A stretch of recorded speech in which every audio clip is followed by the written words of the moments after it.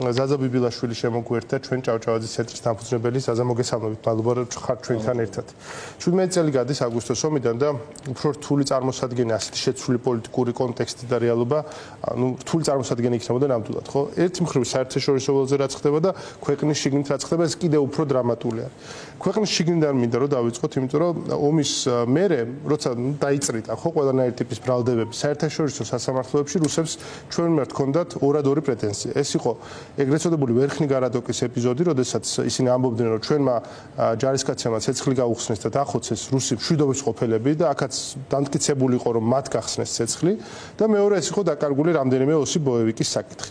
შეიძლება ვთქვათ, რომ დღეს არსებულმა რეჟიმმა საქართველოს სახელმწიფოს წინააღმდეგ ეს ბრალდებები გააფართოვა და ჩვენ წულუკიანის კომისიაზე მათ შორის გვესმოდა ბრალდება, რომ თურმე სპეციალურად არ გამოიყვანეთ მშვიდობიანი მოსახლეობა, რათა მსხვერპლი გამოგვეწვა და ამ სტილის ბევრი ბრალდება გაისმა. თავისთავად აი 17 წლის თავზე როცა საქართველოს მმართველი რეჟიმი აფართოებს საქართველოს სახელმწიფოს წინააღმდეგ შესაძლო ბრალდებებს. რისი მანიშნებელია და რას გვეუბნება ჩვენი პოლიტიკური კონტექსტის შესახებ? პირველ რიგში მოდი დავიწყოთ ისე როგორც ვიწყებთ ბოლო ხანებში გადაცემას მივესალმოთ ჩვენს პოლიტპატიმრებს რომლებიც არიან ციხეში ივანიშვილის რუსულ ციხეში და ამ ყველაფერს უყურებენ თავისი საკნებიდან ჩვენ ბევრი პრობლემა გვემატება ყოველდღიურად ხანდახან სიცილის უფლებასაც ვაძლევთ თავს მაგრამ უნდა გვახსოვდეს რომ დღეს ზუსტი ციფრი არ ვიცი მაგრამ 100-მდე ადამიანი იმყოფება ივანიშვილის რუსულ ციხეში მხოლოდ და მხოლოდ მოგონილი პოლიტიკური ბრალდებების გამო პატრიოტიზმის გამო, კარგი მოქალაქეობის გამო, სამშობლოს სიყვარულის გამო და შევადაროთ ის ეგრეთ წოდებული პოლიტპატიმრები, რომელიც პოლიტპატიმრებად მიიჩნეოდან ივანიშვილისთვის, ხო? ესენი იყვნენ საქართველოს წინააღმდეგ მებრძოლი FSB-შნიკები, მათ შორის ესეთი დადასტურებული ხალხი, რომლებიც სომხეთმაც ამხილა ეხლა, ხო, ჩახალიანი და სხვანი და სხვანი. რაც შეეხება უშუალოდ ამ კითხვას, ჩვენ დიდი ხანია უკვე ვამბობთ, რომ ივანიშვილის რეჟიმი გასცდა უბრალოდ პრორუსულობას, გასცდა რუსეთთან სინქრონულ პოლიტიკურ ქმედებებს, ეს არის ჩვეულებრივად რუსული ჰიბრიდული რეჟიმი, რომელიც თავის ამოცანებს ასრულებს უბრალოდ ადრე თუ რაღაც მეფის ნაცვალი ყავდათ და მერე თუ ყავდათ ცენტრალური კომიტეტი, სხვათა შორის ამ ცენტრალური კომიტეტის ერთ-ერთი თანამშრომელი იყო ხო გიაოვოლსკი, დღევანდელი ოცნების ერთ-ერთი ლიდერიც, დღეს ყავს ქართული ოცნება და ამ ოცნების ხელით აგვარებს და აკეთებს იმას, რასაც გააკეთებდა რუსი. დუგინმა პუტინის ერთ-ერთმა მთავარმა პროპაგანდისტმა თქვა ეგეთი რაღაცა რამდენიმე წლის წინ დიდი ხნის წინაც არ ყოფილა ეს ჩვენ 2008 წელს თბილისში ტანკებით რომ შევსულიყავით ამაზე უკეთეს ხელისუფლებას ვერ დავსვამდით. აი ეს ხდება და სინამდვილეში ყველაზე მნიშვნელოვანი ახლა რაც არის ეს არის ბრძოლა ისტორიისთვის. რუსეთისთვის ეს არის ბრძოლა ისტორიისთვის. ვინაიდან თუ გადავხედათ საქართველოს რუსეთის 250 წლიან ისტორიას, ისინი ყოველთვის იბრძვიან ისტორიისთვის იმის რომ დაეპატრონონ ჩვენს ტვინს, ჩვენს გულს, ჩვენს წარმოსახვით მეხსიერება, უბრალოდ ჩაგვინერგონ მეხსიერება იმისა თუ რაც არ ყოფილა, ხო? რასაც ახლა წულუკიანის კომისია აკეთებდა ბოლო თვეების განმავლობაში, ეს არის არ მხოლოდ ისტორიის გაყალბება, რაღაც არარსებული ისტორიის დაწერა, სრული ამოტრიალება რეალობისა, კეთილის ბოროტად წარმოჩენა და პირიქით. აი ამასთან გვაქვს შეხება. ამ დღეებში გეორგიევსკის ტრაქტატიდანაც გავიდა, სხვა შორის იუბილე იყო ეხლა. ჯერჯერობით იქამდე არ მისულვართ, რომ საიუბილეო ფილმები გადაიღონ ამ თემაზე, თუმცა შეიძლება აქამდეც მივიდეთ. ეგეთიც გვინახავს არც თუ ისე დიდი ხნის წინ. მაგრამ თავისთავად ეს კონტექსტი გვეუბნება მათ შორის უნდა ვისაუბროთ ალბათ იმაზეც, რომ თუ რამეზეა დაფუძნებული თანამედროვე ქართული სახელმწიფო, პირველ რიგში არის იმაზე, რომ ჩვენ ვებრძვით რუსეთს და თავს ვიცავთ რუსებისგან, ხო? და რთულია ქართული იდენტობის წარმოქმნა აი ამ წინააღმდეგობის გარეშე. ბოლო 200 წელია ამას ეფუძნება. დღეს ჩვენ გვეუბნება, რომ ეს ასე აღარ უნდა იყოს.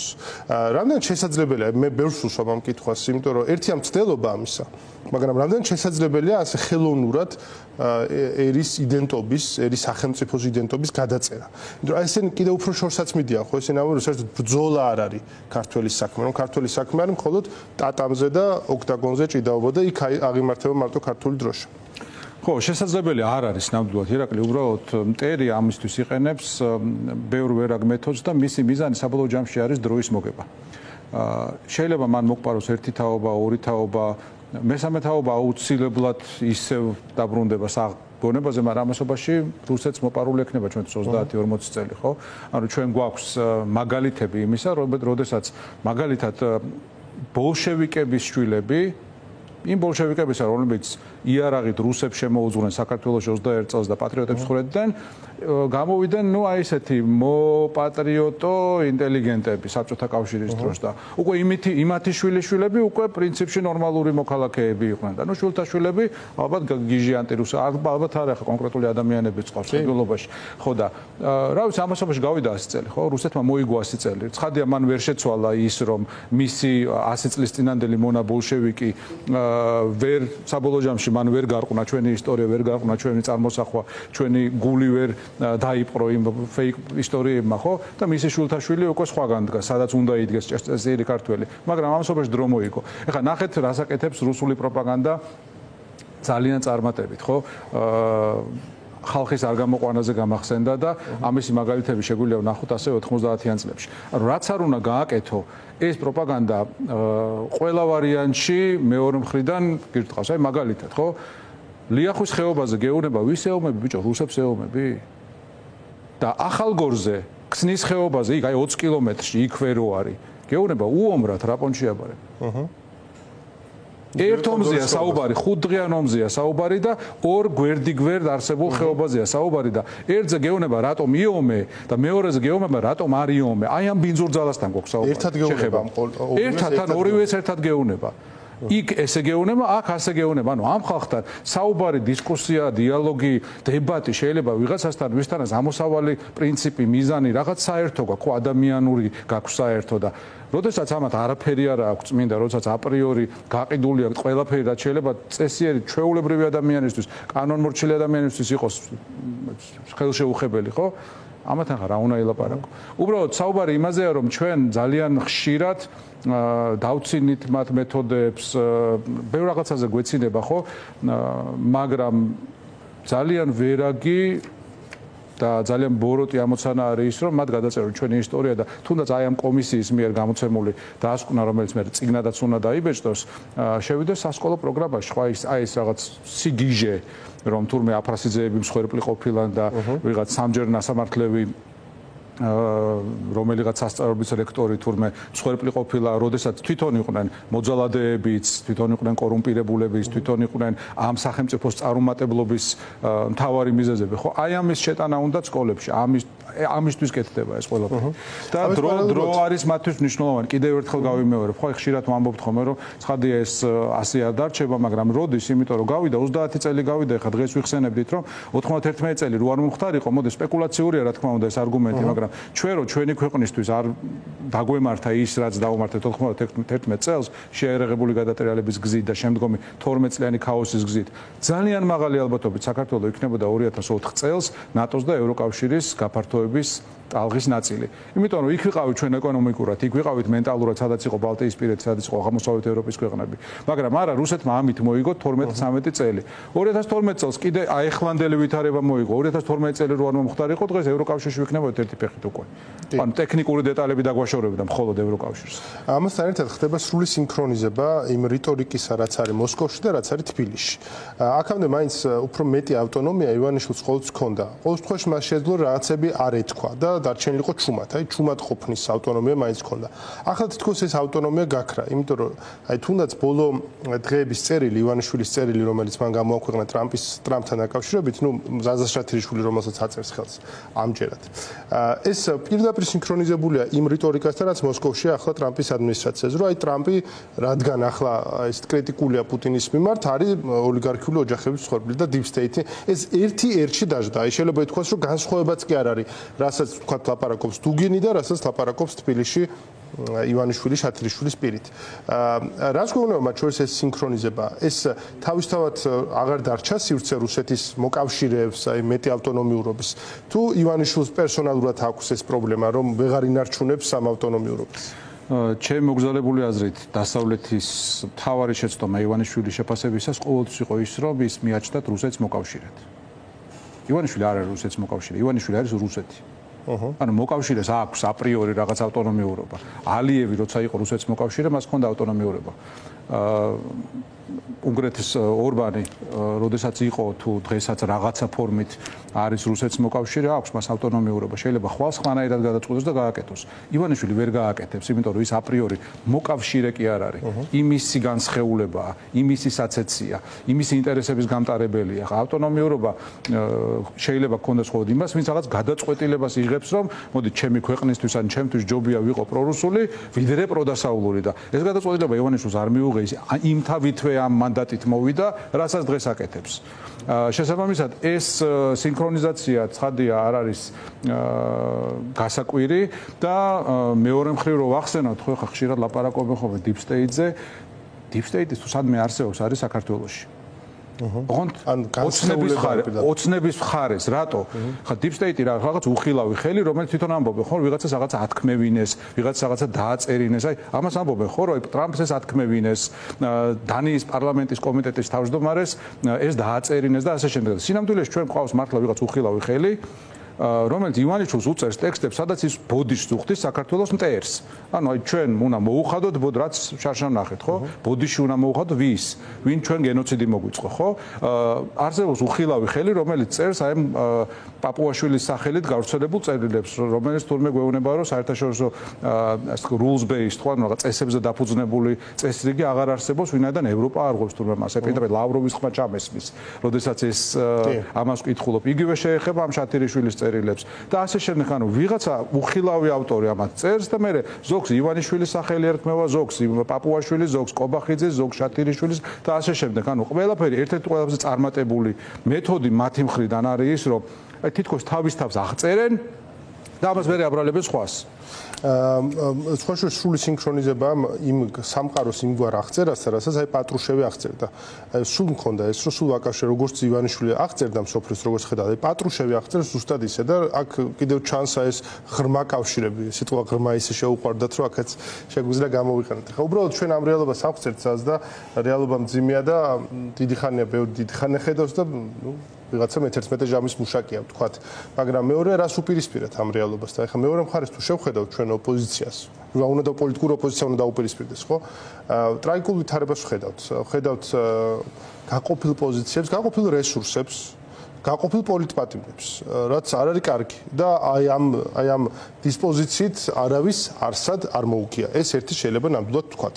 შესაბამისად, რა არის მნიშვნელოვანი, რამის გააზრება არის მნიშვნელოვანი, მე წუთი უნდა დადგეს, რომ ნიშნულოვნება სიტუაციის ყველამ გაიაზროს თუ ტყუილად გვექნება ამის იმედი.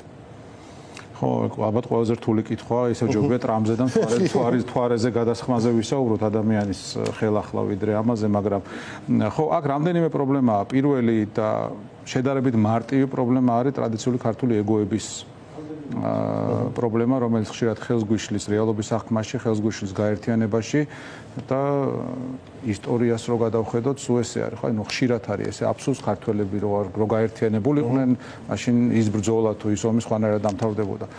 ერთ-ერთ ასეთ ბრძოლაში ვართ ახლა.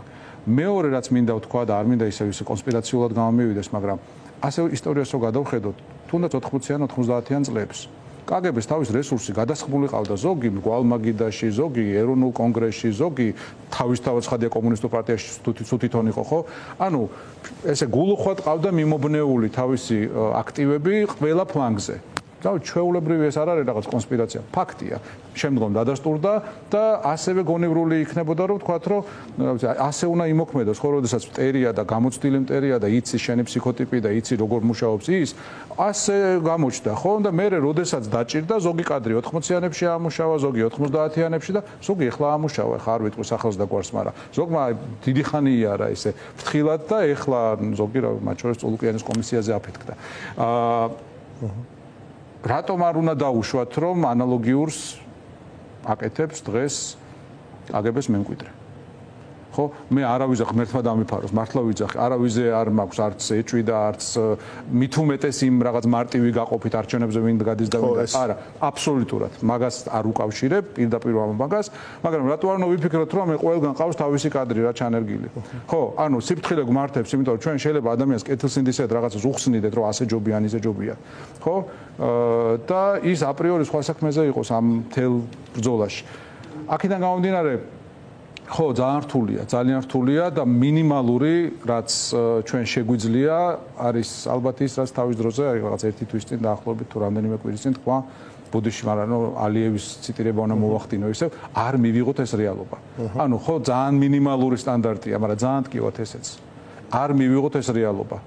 მათ უნდათ ლეგიტიმაცია, მათ უნდათ ილუზიების შექმნა, მათ ხო ხედავთ ახლა რაღაც უпроსოდ შავი ზღვის კი არა და ზღვაზე გასასვლელის არ მქონე განვითარებადი ქვეყნების კონფერენციაზე წავიდა ღარიბა ისა რა ქვია კალპობახიძე იმისთვის რომ მარგველაშვილი რო წავიდა იმდენი წელი ილაპარაკეს რომ აი ექსაცოდავე დადიოდაო რა კონფერენციებს დადიოდაო და ახლა თვითონ წავიდნენ ხო და სხვაგან არ მიესულებათ არ სად ანუ ძალიან ტკივად ეს ძალიან ტკივად და ვიმეორებ ანუ ისეთი რაღაცა არის რაც ჩვენს ხელთაა 100%-ით. ანუ არ მივიღოთ მათი რეალობა და დაველოდოთ, გავმაგრდეთ, გავძლიერდეთ, ხა მაქსიმალური მიმართულებით ბევრი რაღაც თქმა შეიძლება, მაგრამ ალბათ არც ამ ფორმატში და არც გონივრული არის რომ მასზე ღიად ვლაპარაკ. თუმცა აი ლეგიტიმაცია ახსენდა. ლეგიტიმაციის პრობლემა ნამდვილად ისინი ყველაზე მწვავედ გრძნობენ. ზოგადად საქართველოში ყოფილან მმართველები, რომლებსაც მმართველობის ყველა ეტაპზე ქონდათ ლეგიტიმაცია. შევარდნაძის მაგალითად დამოუკიდებელ საქართველოს რომ მართავდა, ყველა ეტაპზე მას ქონდა ლეგიტიმაციის პრობლემა. ლეგიტიმაციის გარკვეული, დაბალი ინტენსივობის შენობა კრიზისი. ან კონკრეტულ კუთხესთან დაკავშირებით, ამ პოლიტიკურ ჯგუფებთან დაკავშირებით, მაგრამ ახლა სხვა დროა, ხო? და აი ამ ლეგიტიმაციის კრიზისის ფონზე მართვა ფაქტია, რომ მათ არ სიამოვნებთ, როგორც მინიმუმ. და ეს წამოწდებათ ხოლმე. აქ საუბარი არის არა საგარეო ლეგიტიმაციაზე, უფრო მეტად შიდა ლეგიტიმაციის არქონას. ხედავთ თუ არა აი ამ საკითხს, როგორც გადამწყვეტ საკითხს, რომელიც უნდა შენარჩუნდეს, რომელზეც შეიძლება დაეფუძნოს ნებისმიერი წინააღმდეგობა ამ რეჟიმის მიმართ. აბსოლუტურად. ეს არის ის ერთი საკითხი, რომელიც მთლიანად ჩვენს ხელთაა, მე გულისხმობ ქართულ საზოგადოებას, რომელიც ფული არ ჯდება, იმიტომ რომ ხო ამბობ ფული არ გვაქვს, რაღაცები არ გვაქვს. ანუ არაფერი არ რესურსი არ ჭირდება. ამას ჭირდება ნება. ამას ჭირდება კეთილსინდისიერება, ამას ჭირდება პატრიოტიზმი. და ამას შედეგი აუცილებლად მოყვება. არ ვიცი, შეიძლება ხვალ იყოს, შეიძლება ზეგი იყოს, შეიძლება მერე იყოს. მაგრამ აუცილებლად მოყვება, ვინაიდან ეს არის თავარი, ამის გარეშე ვერ მართავენ ისინი. ამის გარეშე მაშინ ბოლშევიკები იქნებიან და დაგხოცონ ყველანი. ხო, ნუ ავიცი ხა არ გამორიცხავ რაღაც ეტაპზე მაგ სტადიაზეც მივიდნენ და ეს დავალებაც მიიღონ რუსეთიდან. მართლა არ გამორიცხავ. ვინაიდან ყველაფერი სხვა უკვე გააკეთეს, ანუ წოლუკიანის კომისია მაგალითად იგივე არის, რაც იქნებოდა 30-იან წლებში. უბრალოდ სიკვდილი დასჯა არის გაუქმებული დღეს და ამას ვეღარ აკეთებენ. პრინციპზეა დაფუძნებული. კი ბატონო. სწრაფი მართვაჯულების.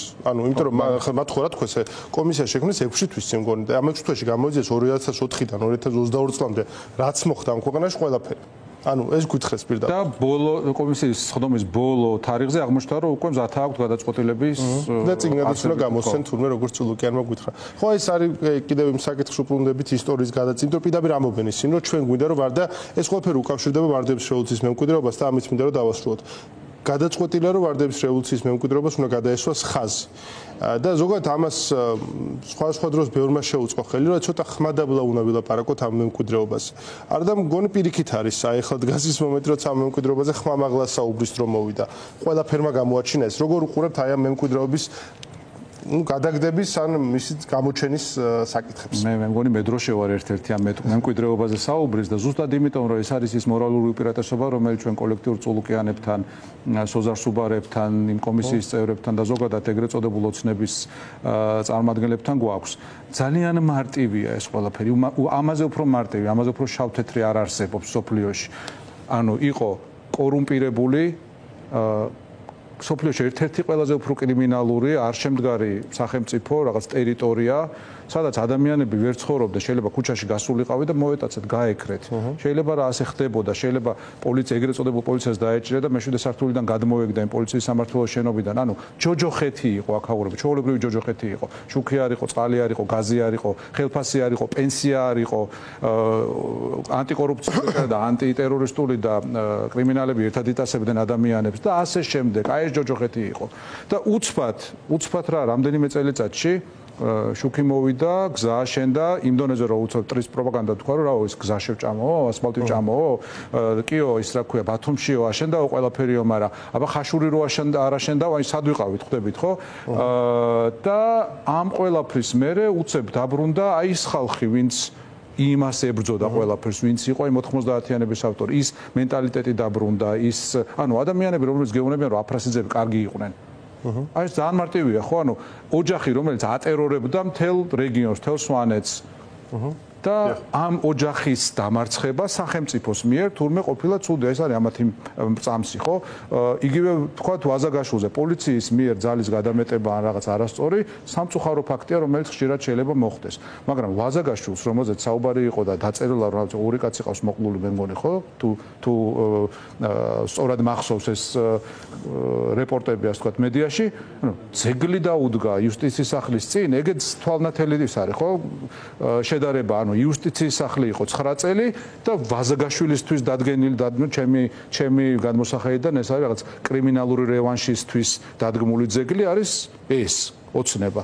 ხო და ნუ შესაბამისად ძალიან მნიშვნელოვანია რომ არ მოგვერიდოს იმაზე საუბარი თუ რა განსხვავებები არსებობს ივანიშვილის დროსა და წინა ხელისუფლებას და სააკაშვილის დროს შორის, იმიტომ რომ ამაზე უფრო ნათელი განსხვავება შეუძლებელია იყოს. 5 წლის განმავლობაში საქართველოს იყო მსოფლიოს პირველი რეფორმატორი მსოფლიო ბანკის მიერ ჩატარებული კვლევებით. მსოფლიოს პირველი რეფორმატორი 5 წლის განმავლობაში. საერთოდ რაშია ივანიშვილის პირობებში პირველი კი არა, მშვიდობაში. ანუ მშვიდობა წინამძღოლში მოცინავები ვართ მშვიდობაში. მადლობა ძალიან დიდი ზაზა ბიბილაშვილი იყო ჩვენთან ერთად ჭავჭავაძის ცენტრის დამფუძნებელი ზაზა დაგემშვიდობებით.